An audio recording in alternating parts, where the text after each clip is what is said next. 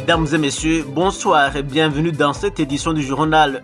Nous faisons le tour de l'actualité politique, économique, sportive et culturelle du continent africain. C'est sur Afrique Uni Radio, une plateforme médiatique dédiée à l'actualité africaine et internationale. Elle propose des journaux, reportages, interviews et analyses avec un accent particulier sur la valorisation de l'Afrique, de ses talents et de ses réalités. Je suis Achille Antedi à la présentation. Tout de suite, les principaux titres. Au Moyen-Orient, tension extrême et risque d'embrasement régional. La situation reste explosive entre Gaza, le Liban et les grandes puissances régionales. Entre guerre, déplacement des civils et tensions diplomatiques, le risque d'escalade inquiète la communauté internationale. En Afrique de l'Ouest et Sahel, insécurité persistante et fragilité politique. Les attaques armées continuent de frapper le Sahel, notamment au Mali, au Burkina Faso et au Niger. À cela s'ajoutent des transitions politiques incertaines et une pression économique croissante sur les populations. Économie mondiale et enjeux globaux, pétrole, OPEP et avancées scientifiques. La flambée des prix du pétrole aggravée par les tensions au détroit d'Ormuz et le retrait annoncé des Émirats arabes unis de l'OPEP inquiètent les marchés. Dans le même temps, la mission Artemis II et les avancées scientifiques en Afrique illustrent des dynamiques contrastées à l'échelle mondiale. Votre fidélité nous inspire sur Afrique Uni Radio. Tout de suite, les détails de cette édition.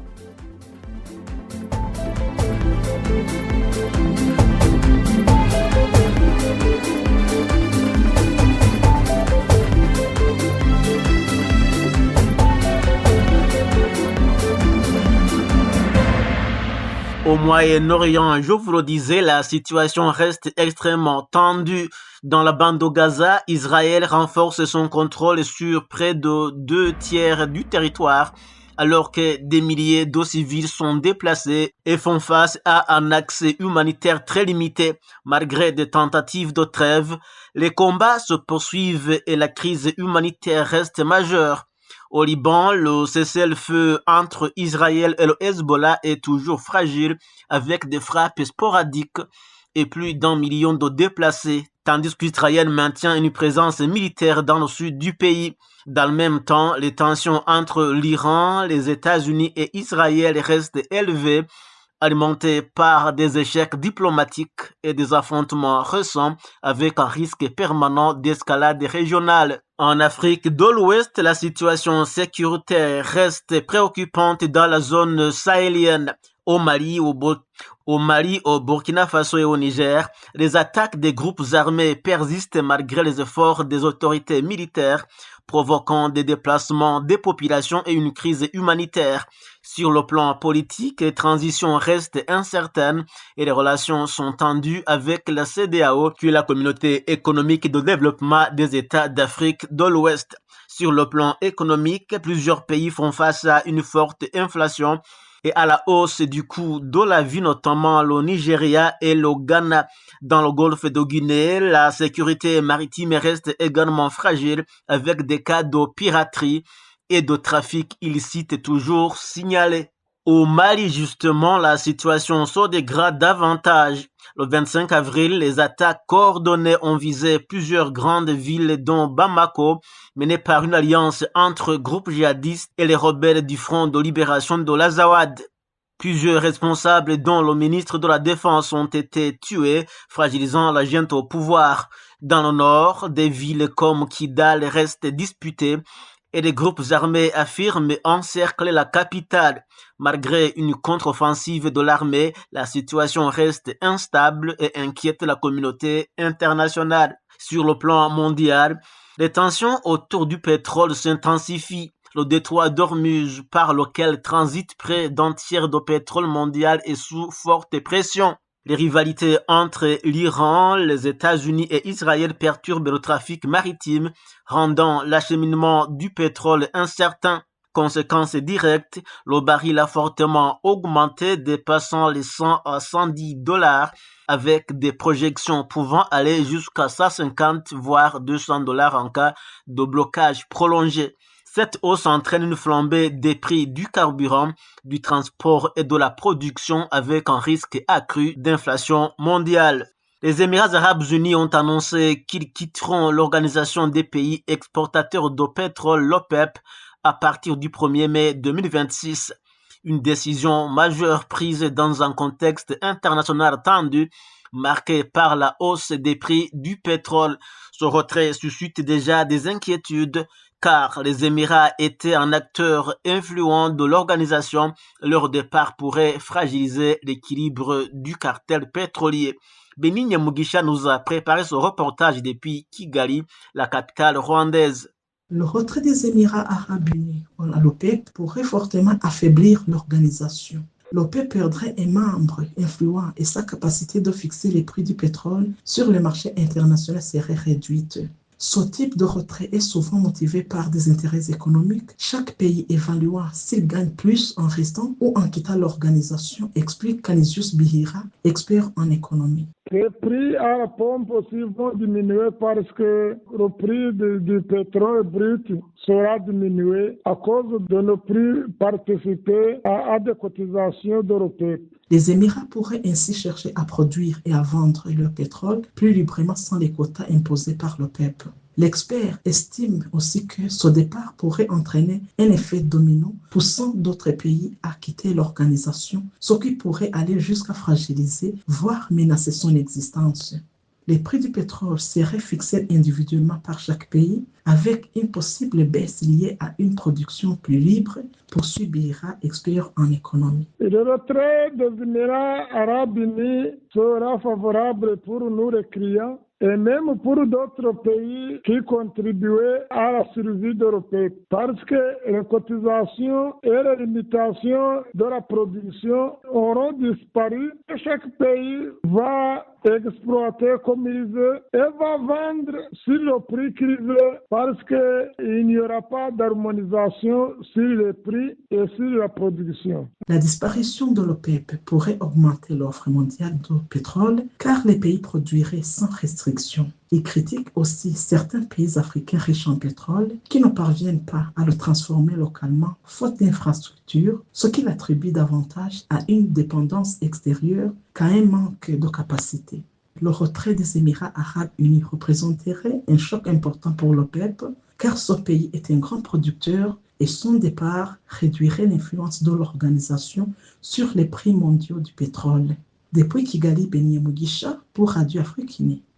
Sur le plan scientifique, la mission Artemis 2 de la NASA ou National Aeronautics and Space Administration marque une étape importante du programme spatial américain. Elle envoie 4 astronautes autour de la Lune pour tester la fusée SLS, la capsule Orion, avant un futur alunissage.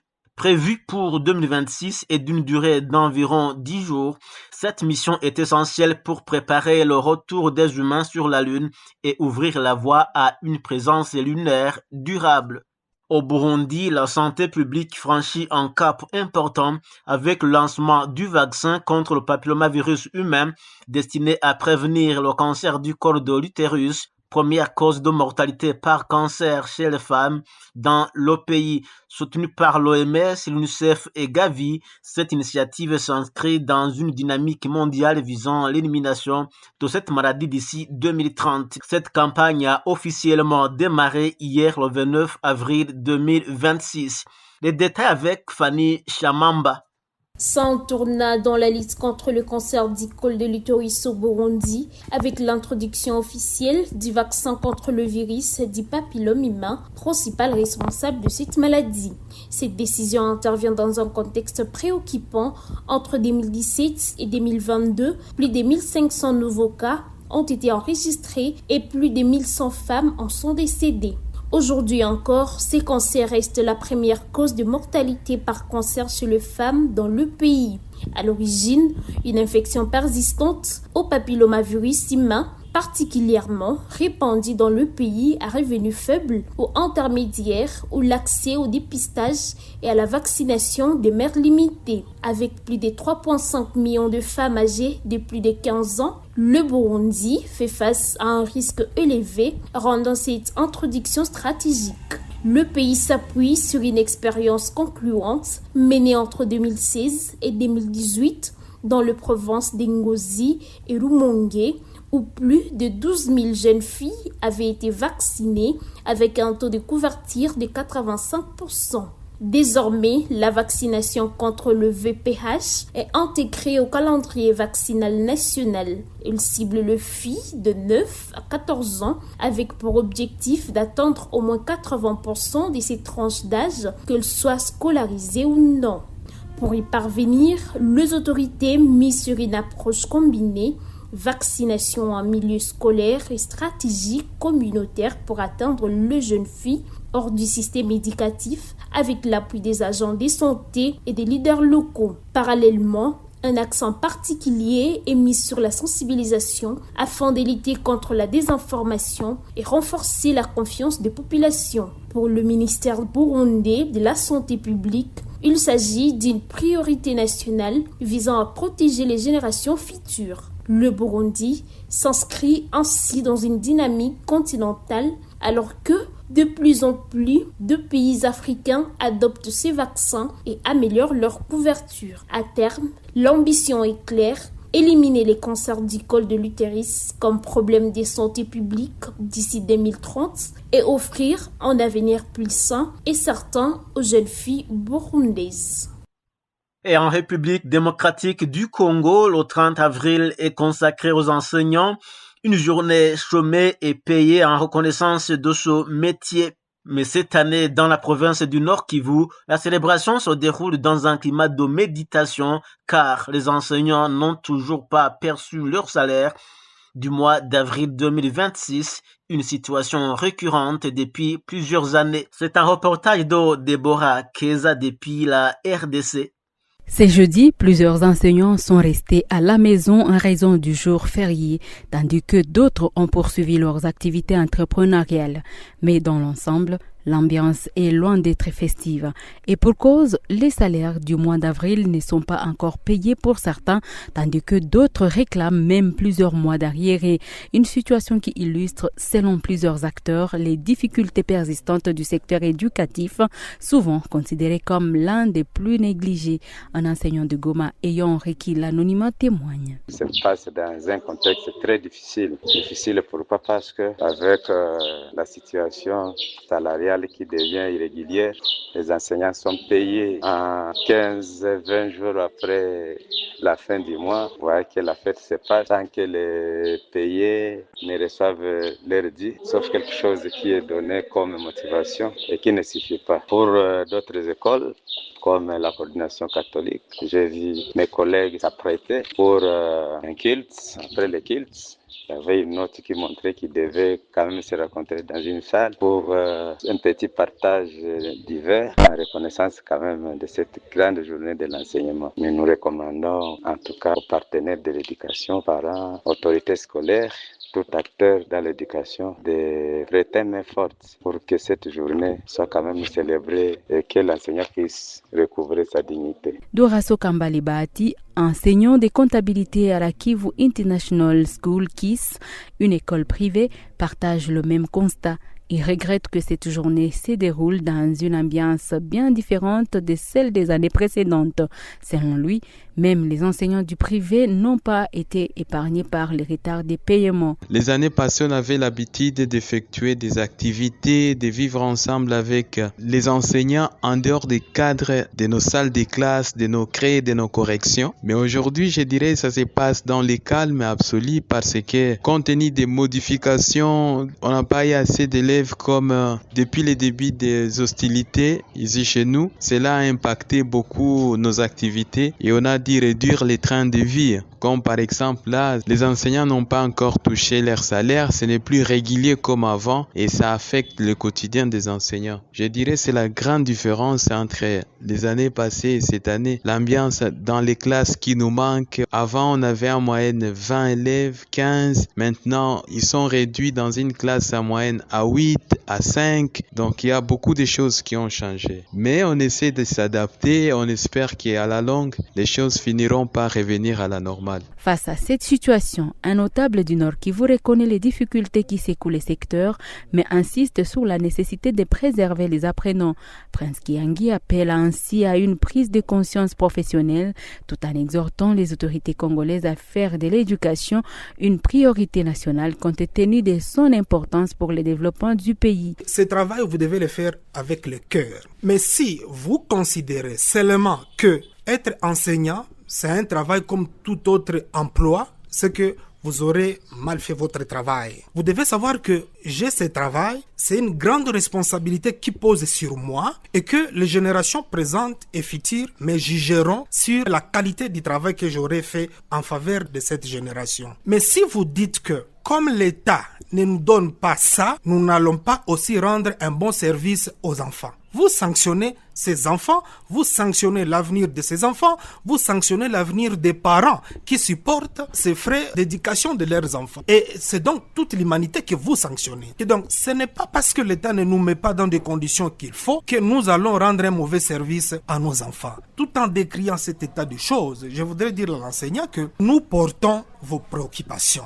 L'État doit se mettre devant ses responsabilités. L'État doit savoir que vous avez besoin de X, Y choses pour que vous produisiez un bon travail pour la République. Mais ce n'est pas une condition pour faire du bon travail. De son côté, le coordonnateur provincial de la Coalition nationale de l'éducation pour tous au Nord Kivu salue la résilience des enseignants qui continuent d'exercer dans des conditions souvent difficiles. Panchelim Biamomoni déplore néanmoins que de nombreux enseignants du secteur public aient passé cette journée sans salaire en raison des retards des paiements. Il appelle le gouvernement congolais à améliorer durablement les conditions de travail des enseignants. Le premier message concernera les enseignants, les camarades enseignants, que je tiens à féliciter. Tous les enseignants de la République de manière générale, mais de manière particulière les enseignants de la province du Nord Kivu, qui se donnent en dépit de circonstances négatives dues à la guerre, dues à l'impaiement par le gouvernement national, dues aux péripéties de la vie, mais qui tiennent quand même à être en classe, à encadrer les enfants et à transformer nos enfants en leur donnant des connaissances. Ce sont des vrais tailleurs qui sont en train de forger le cerveau des enfants à venir de la nation. Ce qui reste vrai que nous passons cette journée de l'enseignant sous une nauséabonde méditation, étant donné que le gouvernement n'a pas libéré les salaires. Nous connaissons depuis un certain temps des mois de 50 jours, 45 jours, des mois de 35-38 jours, ce qui est non à encourager parce qu'un travailleur mérite son salaire et il le mérite à temps. La journée de l'enseignant a été instituée en République démocratique du Congo en 1987 par le président Mobutu. Deborah Keza depuis la RDC pour Afrique Uni Radio. En actualité sportive, le football africain entre dans une phase décisive avec les playoffs. En RDC, le choc entre le FC Saint-Éloi Lupopo et le FC Les Aigles du Congo retient l'attention. Sur le plan des jeunes, la préparation de la CAN des moins de 17 ans au Maroc 2026 se poursuit avec plusieurs sélections en stage. En basketball, le Basketball Africa League 2026 à Rabat voit le club africain en tête du classement, tandis qu'Al Ali confirme sa forme. Les clubs africains poursuivent aussi leur préparation pour les compétitions continentales. Parlons enfin de la musique pour clore ce journal. Ce 30 avril est marqué par la Journée internationale du jazz, une initiative de l'UNESCO et de l'ONU. Cette journée célèbre le jazz comme un langage universel de dialogue, de paix et de diversité culturelle à travers des concerts et événements organisés dans le monde entier.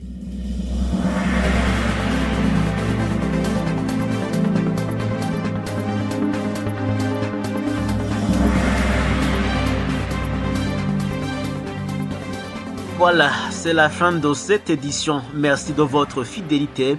Restez connectés à l'actualité en continu sur nos pages Facebook et X ou anciennement Twitter. et rendez-vous très bientôt pour un nouveau journal sur Afrique Unie Radio. On te dit Achille, je vous dis à plus tard.